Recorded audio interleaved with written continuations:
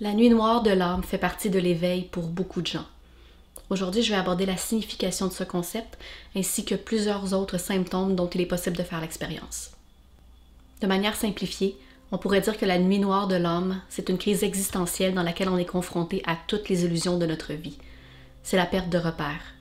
C'est le fait de se sentir détaché de tout ce qui nous tenait à cœur avant. C'est l'impression de tomber dans le vide.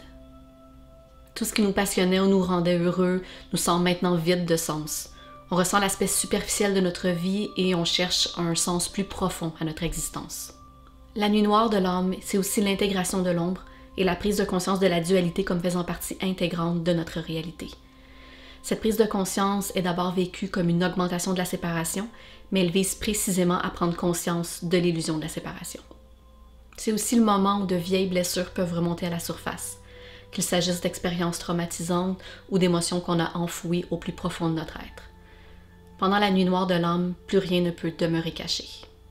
Un nettoyage doit donc avoir lieu, et pour ça, il faut regarder en face les blessures qu'on a refusé de voir et accepter de vivre les émotions qui s'y rattachent au lieu d'essayer de les réprimer.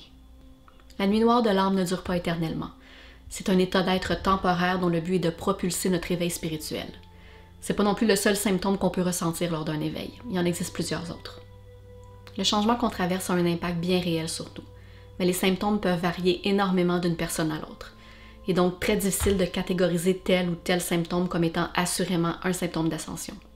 De manière générale, les maux de tête, les nausées, la fatigue, l'insomnie, les troubles du sommeil sont très fréquents lors d'un éveil spirituel. D'autres personnes vont mentionner qu'elles ont toujours chaud ou toujours froid et que c'est inhabituel dans leur cas. Il est possible de ressentir des inconforts qu'on n'avait jamais ressentis avant. Ça peut être des douleurs musculaires ou encore une sensibilité au niveau de la peau. L'ascension entraîne aussi l'éveil de nos dons psychiques et spirituels. On peut développer des dons de clairvoyance, de clairaudience, de clairsenti. On peut développer des dons de télépathie avec quelqu'un ou avoir soudain l'impression de ressentir toutes les émotions que les gens autour de nous ressentent. Un autre symptôme est le développement exponentiel de notre intuition, alors qu'on commence de plus en plus à recevoir des messages, communément appelés des downloads en anglais.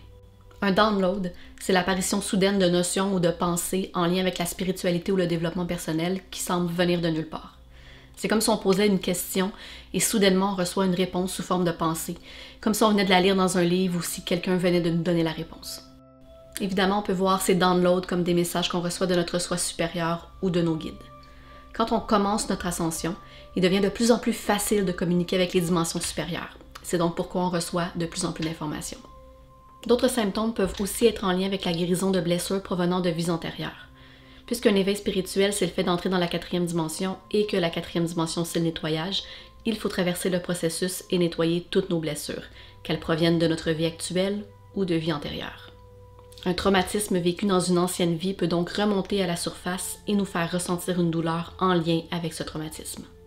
Le point commun à tous les symptômes d'ascension, c'est qu'ils sont soudains, légers et de courte durée. Ils apparaissent du jour au lendemain, ils ne durent que quelques jours, puis ils disparaissent aussi soudainement qu'ils sont arrivés, et ils ne causent jamais de douleurs intenses ou débilitantes. Dans tous les cas, il faut demeurer à l'écoute de notre intuition et de nos ressentis, car ce sont toujours nos meilleurs guides.